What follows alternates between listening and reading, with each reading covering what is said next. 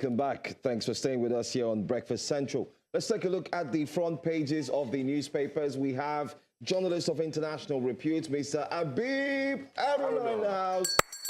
A legend. Merci beaucoup. Thank you so much. Bienvenue. Welcome. Is there something else added to this excitement? It's just somebody I like a lot, and I admire his professionalism. And even with his position, his said position that, look, he has sentiments for EPC, his analysis is spot on. And that's what our audience said, that they like his neutrality. And I also would like to first and foremost in Nigeria, congratulate you on the graduation of your handsome twin boys from university. Oh, really? Thank you. I wish them all the best. Your rest has come. Your rest has come. Yes, sir. You know why Joe is drinking with extra gusto? Why? Because he's still in the school fees paying era. Yes, sir. And he understands what it feels like, the freedom to know that your children are done with school. Okay, yeah. Whereas some of us have not even started the journey. Wow. God, But a journey of 1,000 miles begins with a step. Absolutely. One step. And that's all. Well, let's go into the step of the newspapers. Let's start off first with This Nigeria. This Nigeria is our very first paper this morning. This Nigeria this morning. I like the way that sounds. This Nigeria this morning. On this Breakfast Central. This day. Tinubu, why directed the FCC to unfreeze Osun State account? Action ill-timed, embarrassing to me, says President. Jubilation in Oshogbo. Hey, applause for presidential move. All right, that's fuel subsidy gulped 1.16 fuel subsidy in 2021. Better.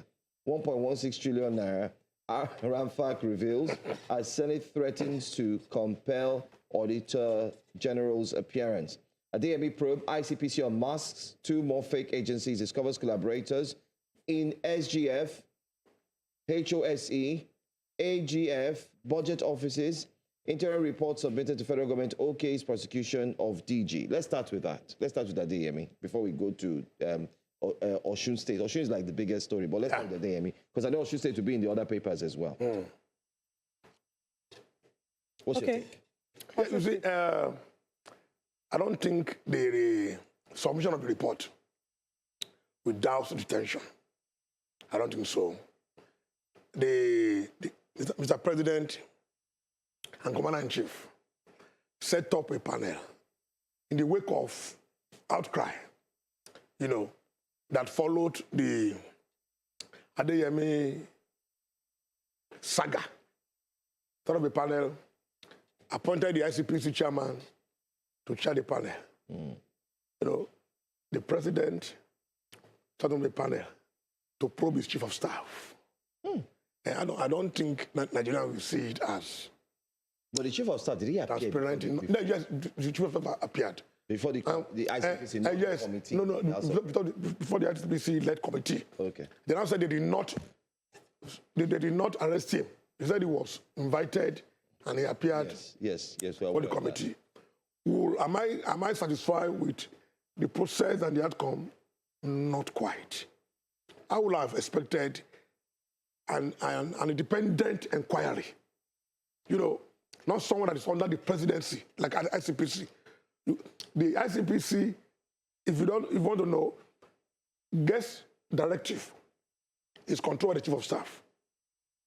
So you cannot imagine someone that is under probe by the ICPC to say anything, to write a report that will be against the chief of staff. That, to me, my personal opinion, that would be difficult.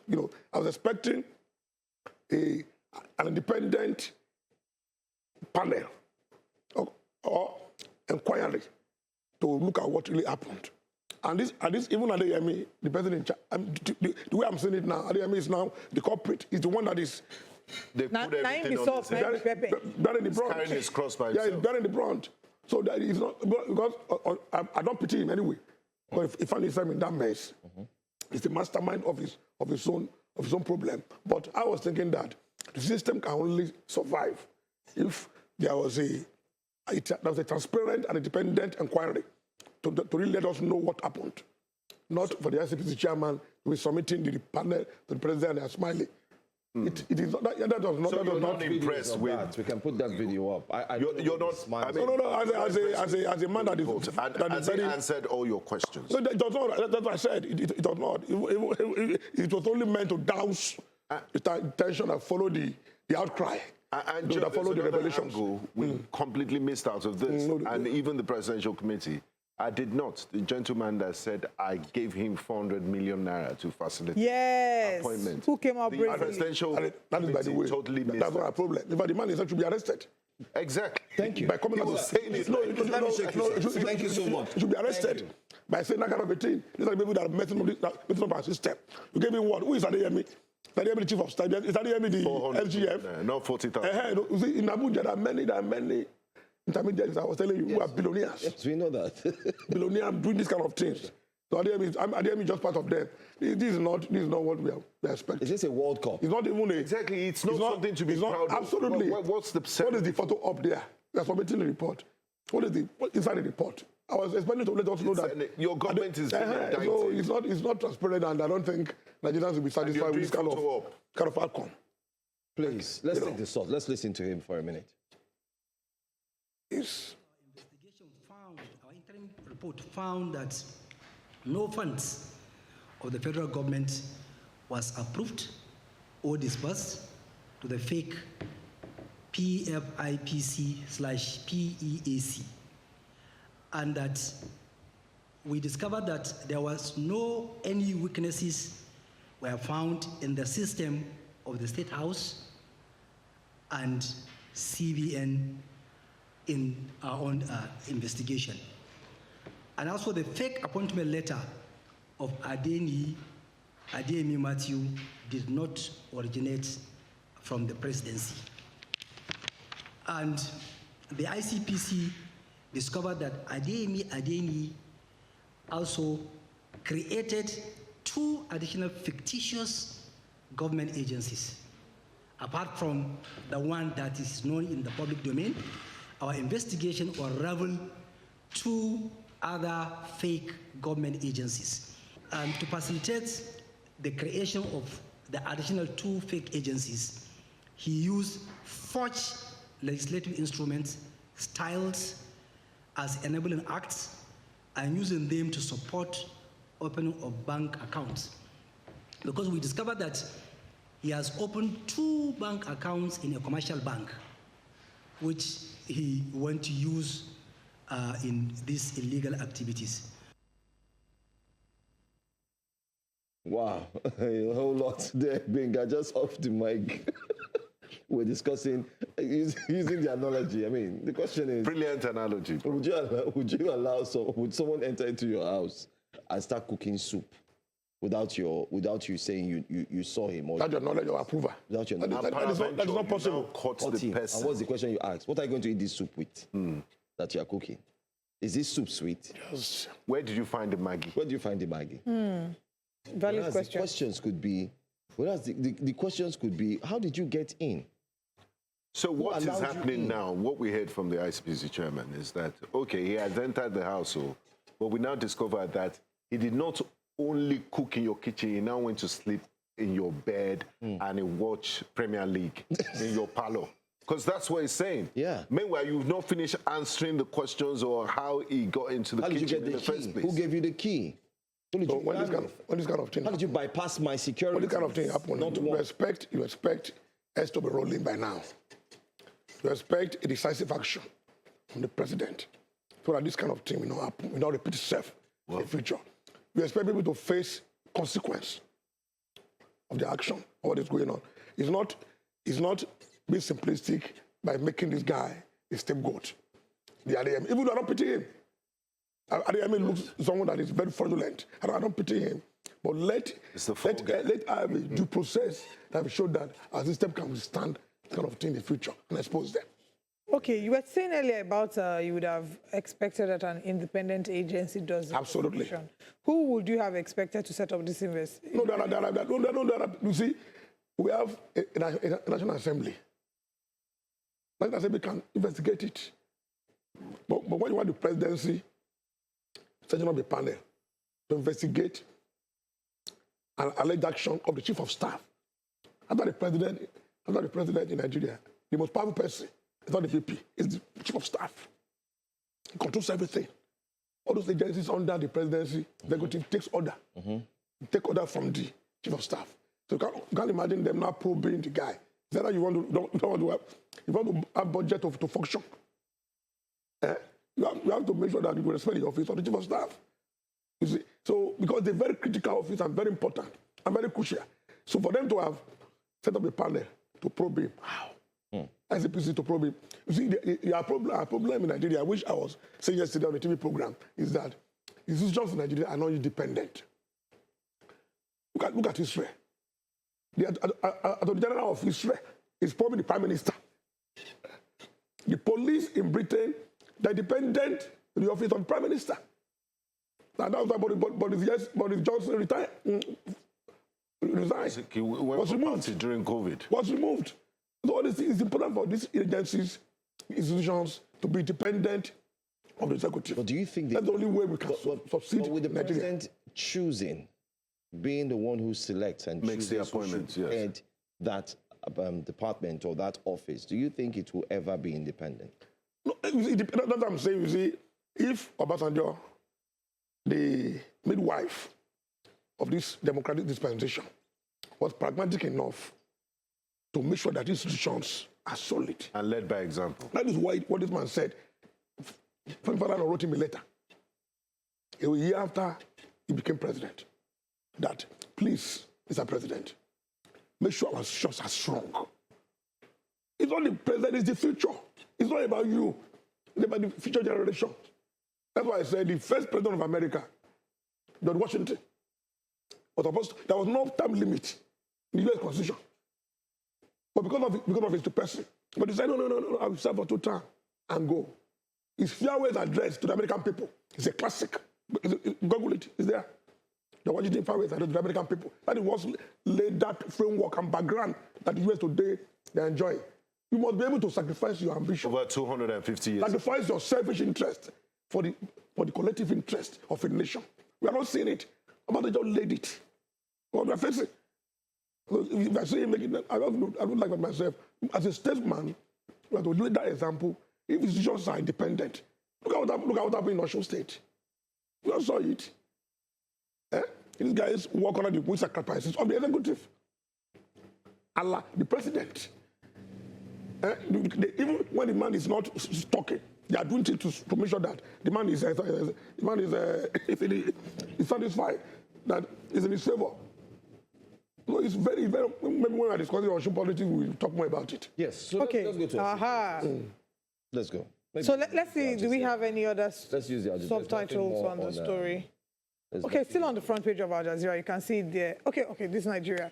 Why I directed EFCC to unfreeze Osun State account. It says, action ill-timed, embarrassing to me, says President. Jubilation in Oshogbo, applause for presidential move. Let's get your reactions. I've been watching your program, even at home. Did you hear the APC guest? I listened to Polibe. What about the APC? Polibe was my colleague. He must have listened to the APC guest who joined us. He said that the EFCC freezing the account was as a result of connivance by ADC and Accord Party. With Accord Party. But before he responds, we have a phone call coming. Let's quickly take that call. Good morning. Thank you for calling. Thank you, Uche. Good morning, everybody. Good morning. Good morning, Uche. Yeah, after listening to the chairman of ICPC, I didn't hear the man talk about the person that alleged that died in the hotel, mentioned by Adiye. The owner of the hotel, we did not see here. The person that directed the either bulldozer, to pull down the building, we did not see here. What kind of investigation? I don't know whether you people have seen the documents submitted by him to the president. We only hear him talking about what is in the document. Please, if those things that I have mentioned are not in that document, Nigerians will not believe them. Let them do thorough investigation. On the issue of Osun, Mr. President is doing damage control. God bless you people. God bless you too.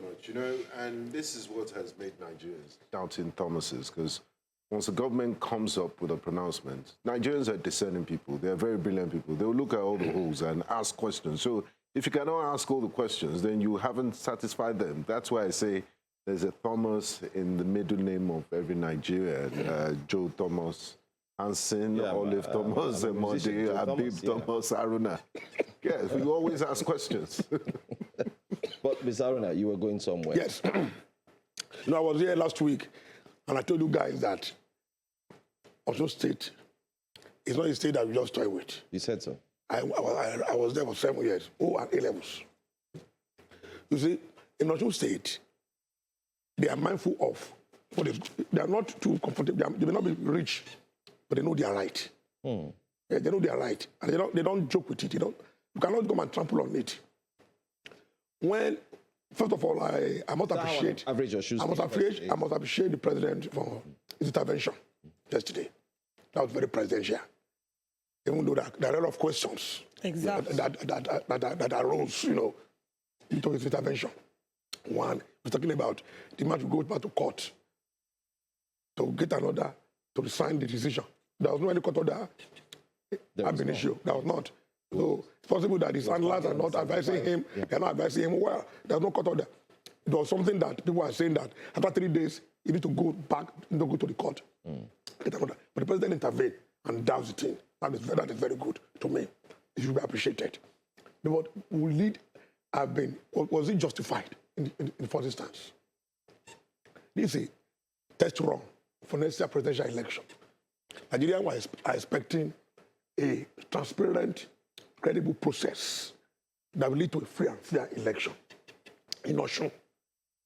An agrarian state, a teacher state, but because of the nature and character of that state, and because of the fact that Nigerians are monitoring to see what will happen in that state, I was expecting that agencies of government like INEC, the police, the the ICPC, the EFCC, and other people involved in that election will be more circumspect, in taking decisions that will affect.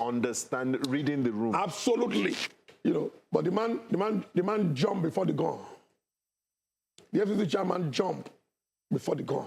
So what does this? If you're in the position of the man, the man should hide his head in shame.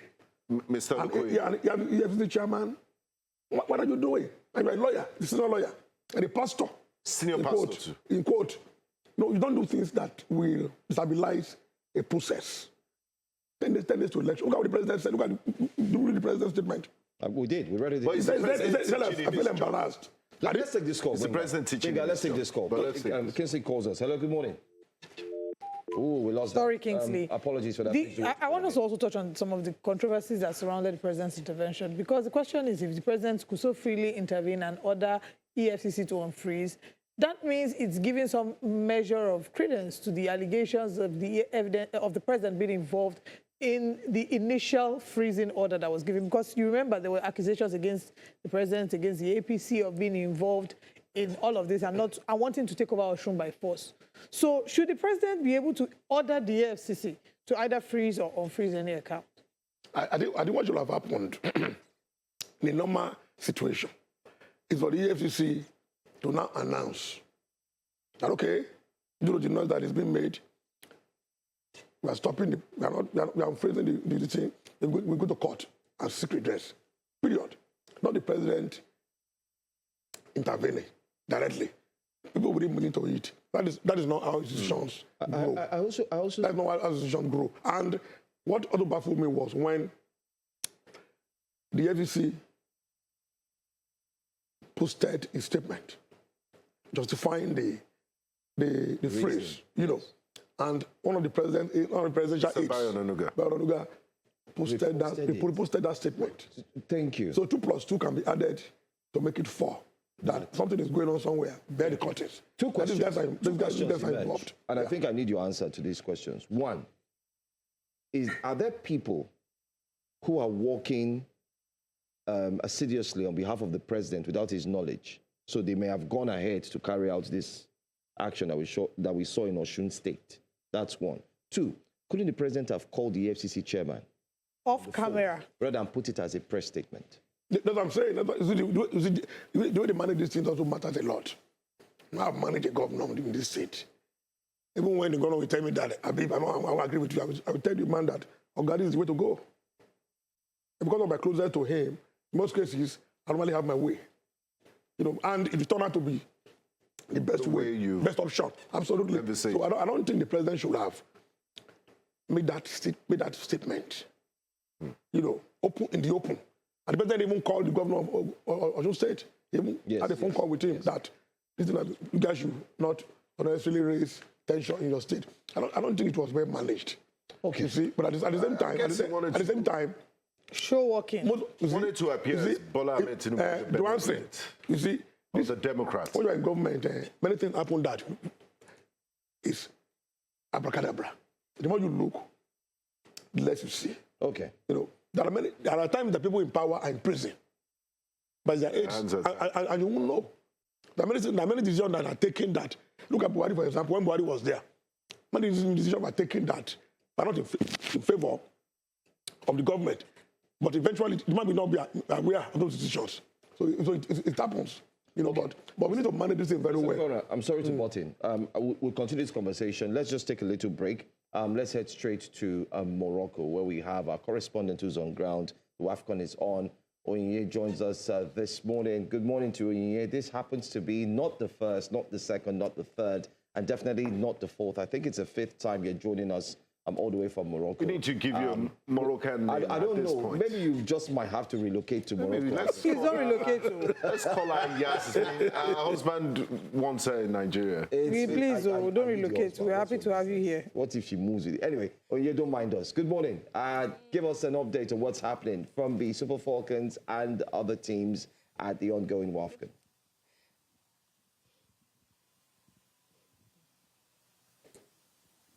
Thank you so much, Joe. Good morning to you. I think, yes, it's great. My husband and I, we can move to Morocco. Wow. But let me bring an update right now from Morocco, Rabat to be precise.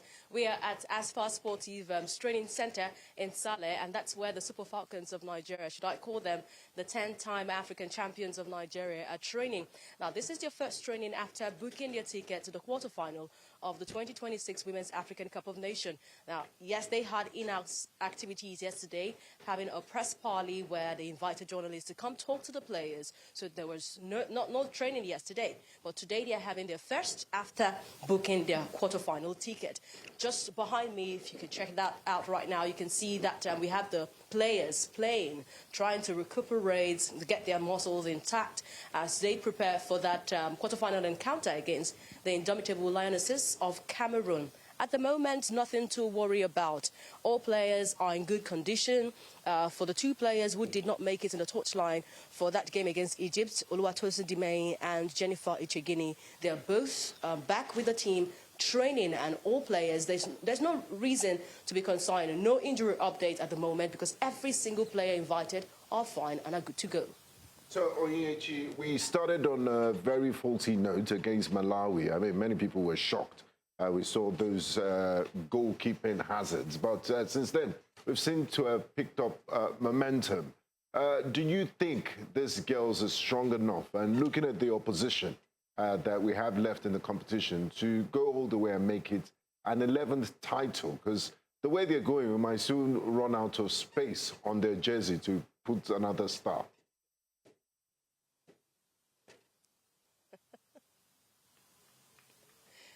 Yes, of course, Benga. I agree with you. The girls they're unstoppable. What do you expect from a team that is the best women's team, best African team, best world team, as they would call it, because they are the only ones who have got 10 titles to their name.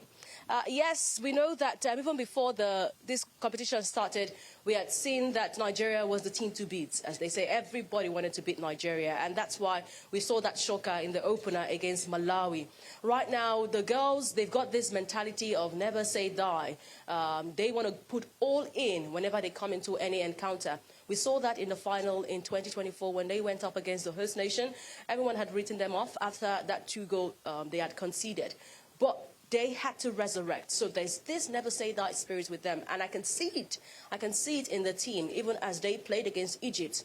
Now, they needed goals. They needed so much goals, knowing the fact that Malawi and Zambia were also having their encounter at another location. So they were ready to make sure that they do not lose out in the 2026 title. They do not lose out in the increased prize money. They do not lose out in defending their title that they won in 2024. So the mentality here is a resilient one, and they're ready to go again and again. Remember, the coach of the side in the post-match press conference after that game against Egypt said they would take every single game as a final. So a team that has got such a mentality, I'm sure that they will go all out in this edition of the competition. All right. Well, Onyechi, there was also conversation about promises being made that have not yet been fulfilled. Do we have any updates on promises made by the government? Have they yet been fulfilled to these girls?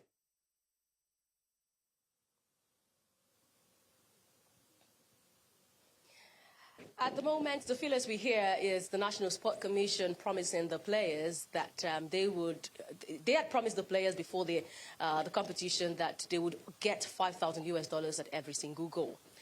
Yes, that has been has been said and kept, knowing the fact that they scored 2 goals against Malawi. But right now, we're getting feelers, reports filling the air that they're about to double that money for every single goal scored. We wait and see. That's what this is all about. It's about motivating the players through incentive. But we wait and see what will pan out when these girls face up with the indomitable lionesses of Cameroon. But I had a conversation with the president of the Nigerian Football Federation, Ibrahim Kuzo, who said that a lot of money has been pumped into this. So just to make sure that they support the girls all the way and motivate them through incentives all the way to defending their title. We're hoping that this can act as a leverage, a shocker, to motivate them whenever they come on the pitch, to have that focused mentality, never say die mentality, and resilient mentality going into this competition. Interesting conversations. Onyechi, thank you so much for joining us, and we'll look forward to hear good news. And now you've told us that the ladies are ready to train. Let's see what will come out of that. All the best, and we hope that we'll make it 11 this time. Thank you so much for joining us. Thank you. Thank you, Onyechi. You know, while that conversation was going on, Joe, when Olive had $5,000 and big money, I saw her looking at her leg. That perhaps Moshile walk football field. My dear, age is still on my side. one road does not lead to the market. Let's go to Al Jazeera newspaper very quickly. We're running out of time. That one there on the front page. Our girls are okay. girls are doing very well. Yeah, they are. They are fantastic. In the wake of a performance at the Commonwealth Games. So Fantastic. kudos to them. Federal government launches light initiative to power 1 million small businesses. Here we go again. Nigeria, Burundi strengthen military cooperation against terrorism. UNICEF, Rwasa intensify cholera prevention efforts in Bauchi. On freeze or shoe government account, Tinubu orders EFCC. Just like that, they freeze. That's like, Benga, you need to be careful. Just like the other stories we've taken. Let's see, we'll have more stories. Okay. Obasanjo, Mahama, Shetima to attend Jonathan Foundation Democracy Dialogue. That's what we have. NBT unveils AI curriculum for ND program. Interesting. There's AI now for ND programs. Okay, that's good. Pretty much, we've taken all the stories here. Let's see the Observers as well. Observers Times. Let's see what that paper has in store too. Southeast youths rethink military careers over new pay.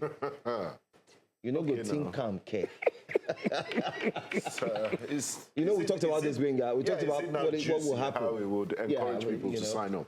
And then we said again, Mr. Habib Aruna, we also said, wasn't this supposed to have been done since? Well, it's better late than never. But then again, it's better late than never.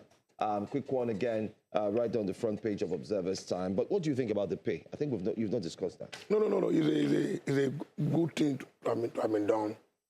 Right thing to be done at the right time. We are complaining that even though it's belated, but I think we cannot blame the government for doing it now. We don't know their pulse. Even though at times we need to complain that things that are doing that misplaced priorities. Exorbitant. But I think it's never late. And the government should be appreciated for doing it now. What they've been complaining implicitly you know, those are the forefront of this war against terrorism, that they are not well paid. And we also know that there are many rackets that are going on. You see all these retired military men building universities. So where's money coming from? And people are at the forefront that they are not well paid, they are not well remunerated. People have laid down their lives to secure the country. So I think they deserve this pay. And I think the government will be consistent, you know, in making sure that it can get to them in due time. I like that. Okay. Yeah. Let's move to our next paper. Still Observer's Time. This time, all right. That's still on Observer's Time papers this morning. Still on the front page, we can see there. ADC to Tinubu, your EFCC order exposes anti-graft agencies' lack of what? Page 4. You have to buy the newspaper. You have to buy it. This is lack of independence. It's giving trailer. Tinubu intervenes, orders the FCC to release Osun State accounts. FCT Water Board restores supply to Wuse, Wuye, and Maitama. FG approves recruitment of 3,252 PTA teachers into civil service. You know, we've not asked Mr. Habib Aruna his take on what his home state governor said. Okay. Governor Do we have the video of Governor Mondo? Oh, yes. For us to... please, let's prepare that video. And also the phenomenon of having a hype man, because he seems he likes it.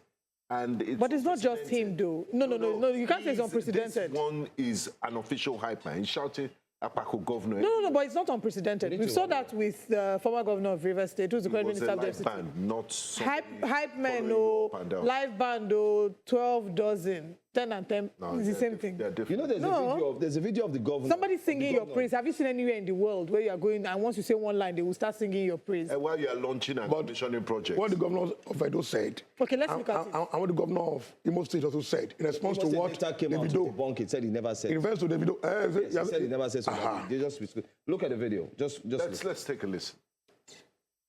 Let's listen. Somebody sign paper, he will dance. Are you not tired? For 4 years, this man has been dancing. Before he take breakfast, before he drink tea, he will dance. I was asking my friend, and I said, I can't even remember when I saw this man in our general meeting in Abuja. Before he even entered the plane, he will dance. Before he got there, we had closed. So he won't know what we are saying. He doesn't know the reality of today. If they bring money, chop that money from them, but don't vote for them. They said they have money to spend. Is that not so? Just collect the money, keep it in your pocket.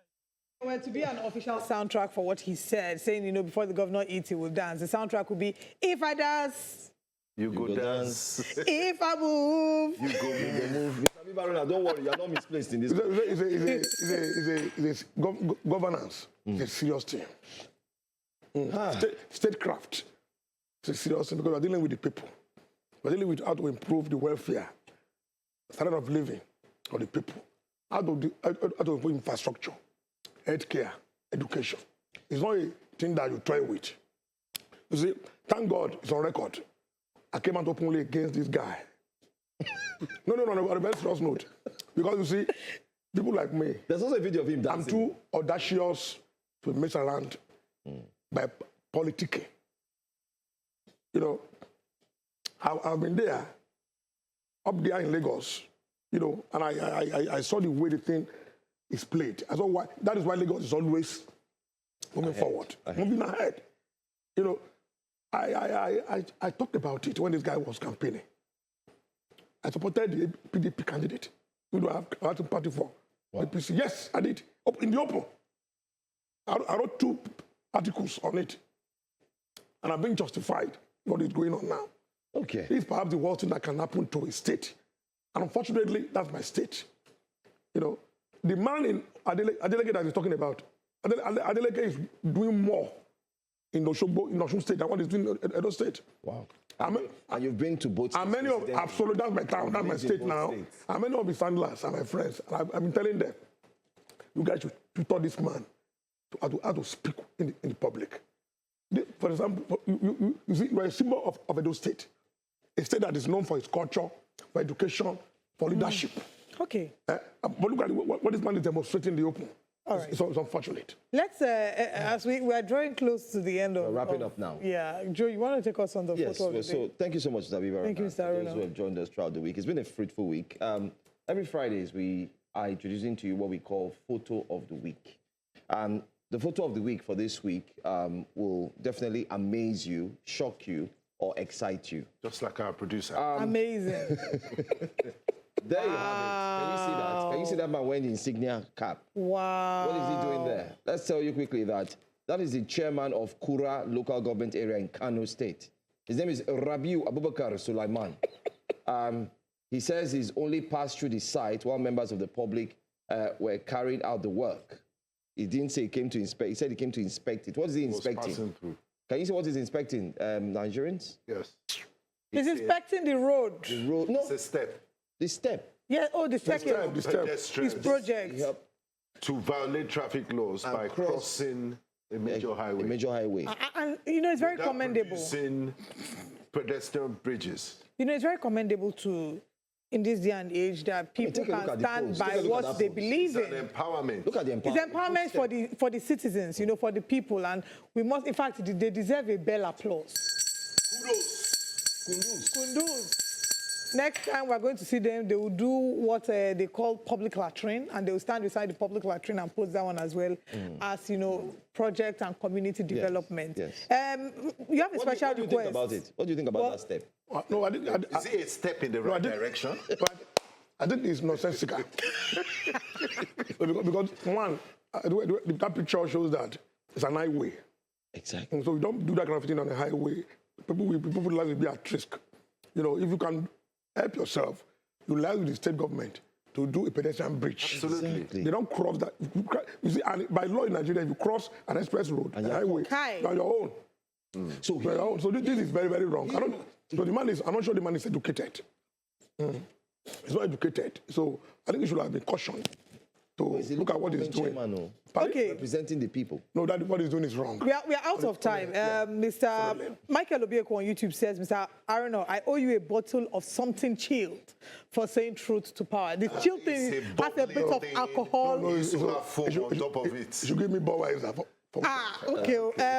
Mokwe says, Mr. Aruna, can I be your son? Thank you for always speaking truth to power. Are you adopting? Absolutely. One question.